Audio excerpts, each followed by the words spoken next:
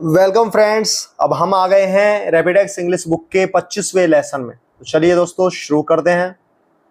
25वां दिन, कृतवाच्य और कर्मवाच्य, active voice and passive voice. हम बात को दो प्रकार से कह सकते हैं। नंबर एक, कर्ता डूअर पर बल देते हुए, जैसे हरी लर्न्स द फर्स्ट लेसन, हरी पहला पाठ याद करता है। नंबर दो, कर्म रिसीवर पर बल देते हुए, जैसे the first lesson is learned by Hari, पहला पाठ हरि द्वारा याद किया जाता है। पहले प्रकार के वाक्य को कृतवाच्य यानी एक्टिव वॉइस और दूसरे प्रकार के वाक्य को कर्मवाच्य पैसिव वॉइस कहते हैं। बातचीत करते समय कहने वाले को अपने आशय के अनुसार वाक्य का चुनाव करना चाहिए। इनका अभ्यास कीजिए और बोलने की अपनी योग्यता को बढ़ाइए। Active voice and passive voice. तो देखिए, नंबर पहला है वह गीत गाता है, उससे गीत गाया जाता है, passive voice. He sings a song, वह गीत गाता है, उससे गीत गाया जाता है। A song is sung by him, a song is sung by him. Number दो, मैंने संदेश पहुंचा दिया, आई delivered the message, the message was delivered, संदेश पहुंचा दिया गया। नंबर तीन, वे क्रिकेट खेलेंगे,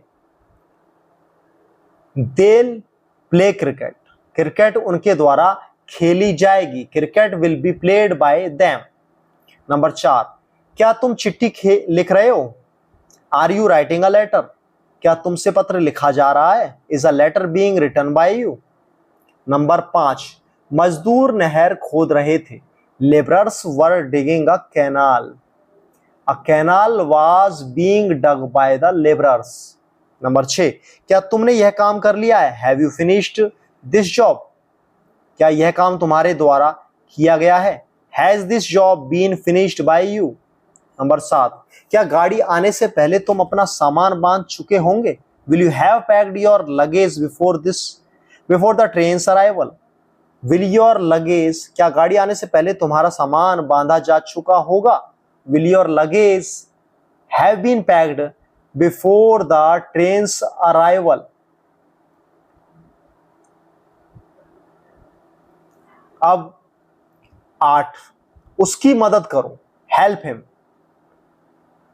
तुम अपने द्वारा उसकी सहायता होने दो, लेट हिम बी हेल्प्ड। वाच्य बदलने के लिए अर्थात कर्ता के स्थान पर कर्म को प्रमुख बनाने के लिए दो बातें की जाती हैं। नंबर एक, वाक्य में कर्ता को कर्म तथा कर्म को कर्ता बना दिया जाता है। जैसे नंबर एक, राम, कर्ता ने रावण को यानी कर्म को मारा, रामा किल्ड रावणा।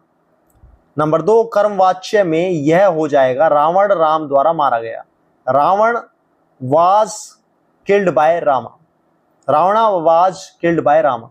नंबर दो, क्रिया का रूप बदल जाता है, अर्थात किसी भी काल टेंस का कृतवाच्य हो उसमें मुख्य क्रिया पार्टिसिपल के रूप में हो जाती है। जैसे डू, डूइंग आदि बदलकर डन हो जाएंगे और दूसरे इसके साथ एक सहायक क्रिया is, was, be, being, has been आदि और जुड़ जाती है। और ऊपर दिए गए वाक्यों में विभिन्न कालों के रूप देखिए। नीचे कुछ वाक्य दिए गए हैं जो कर्मवाच्य, लेकिन इनमें कर्ता गायब है, अर्थात कर्ता ना होने के कारण इनको कृतवाच्य में बदलना संभव नहीं है। ऐसे वाक्यों में कर्ता जरूरी नहीं होता। इस प्रकार के बहुत से वाक्य हो सकते हैं, यह ध्यान रहे। कर्मवाच्य पैसिव वॉइस। नंबर 9, ताजमहल बहुत खर्च करके बनवाया गया था, the Taj was built at an enormous cost. Number 10, मकई वर्षा ऋतु में बोई जाती है, मेज is shown in the rainy season. Number 11, आपको आपकी लापरवाही की सजा दी जाएगी, you will be punished for your negligence. Number 12, उस पर चोरी का दोष लगाया गया था, he was accused of theft. Number 14, क्या आपको धोखा दिया गया है, have you been cheated. Number 15, क्या उसे सूचना दे दी गई है, has he been informed.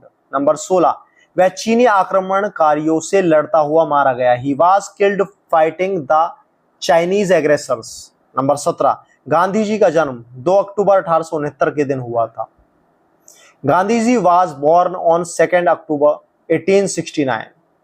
Number 18, Nauchandi का मेला हर साल मेरठ में लगता है, the Nauchandi fair is held every year eight Meerut. Number 19, Delhi से कई दैनिक समाचार पत्र प्रकाशित होते हैं। Many dailies are published from Delhi. Number 20, उन्हें आपसे मिलकर खुशी होगी। He will be pleased happy to see you. Number 21, मैं बाढ़ का प्रकोप देखकर दंग रह गया। I was surprise to see the fury of the floods. Number 22, कहा जाता है कि शिवाजी भगवान शिव के अवतार थे। It is said believed that Shivaji was an incarnation of lord Shiva. Imperative sentences. Number A, आज्ञार्थक और प्रार्थना पारक। आज्ञार्थक और प्रार्थना परक, इंपेरेटिव मूड, कृतवाच्य के वाक्य कर्मवाच्य में बदलने के लिए लेट का प्रयोग वाक्य के शुरू में होता है।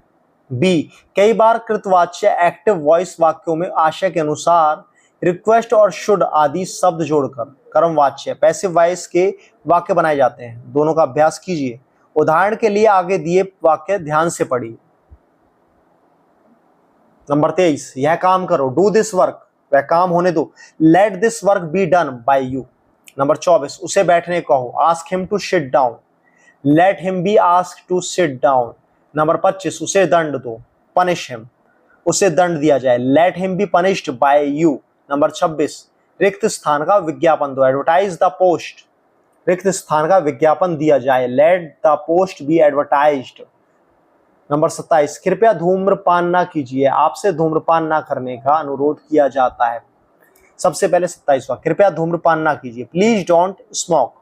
तो अब इसको बनाएंगे हम, आपको धूम्रपान ना करने का अनुरोध किया जाता है, तो you are requested not to smoke. अब 28वां, अनुशासनहीनता को प्रोत्साहन मत दो, डोंट इनकरेज इनडिसिप्लिन। अनुशासनहीनता को प्रोत्साहित ना किया जाए, इनडिसिप्लिन शुडंट बी इनकरेज्ड। याद रखें, रिमेंबर। नंबर 1 का पहला, Rama killed Ravana, Ravana was killed by Rama. पहला वाक्य कृतवाच्य एक्टिव वॉइस का है, दूसरा वाक्य है कर्मवाच्य पैसिव वॉइस। कृतवाच्य में कर्ता राम प्रधान है और कर्मवाच्य में कर्म रावण। नंबर 2, कृतवाच्य से कर्मवाच्य में बदलने पर कई बार बाय का प्रयोग किया जाता है, जैसे number 1, Ravana was killed by Rama. Number 2, cricket will be played by them आदि। नंबर 3, कई बार कर्मवाच्य में बाय का प्रयोग नहीं होता, जैसे number 1, let your lesson B learned. Number 2, he was charged with theft आदि। एक बात अच्छी तरह समझ लीजिए, कर्मवाच्य बहुधा वहां प्रयोग में आता है जहां कथन में कर्म पर बल दिया जाता है। उदाहरण के रूप में, यदि कोई छात्र कहना नहीं मानता तो कहा जाता है you will be punished for your negligence, तुम्हारी लापरवाही पर तुम्हें दंड दिया जाएगा। आप कृतवाच्य में ऐसे भी कह सकते थे, the teacher will punish you for your negligence, अध्यापक तुम्हारी लापरवाही पर तुम्हें दंड देगा। आप ध्यान देंगे तो आपको पता चलेगा कि इसका वह प्रभाव नहीं पड़ता जैसा पहले वाक्य का पड़ता है, क्योंकि यहां महत्व दंड देने वाले का नहीं है, दंड का है, इसीलिए दंड क्रिया पर बल दिया जाना चाहिए।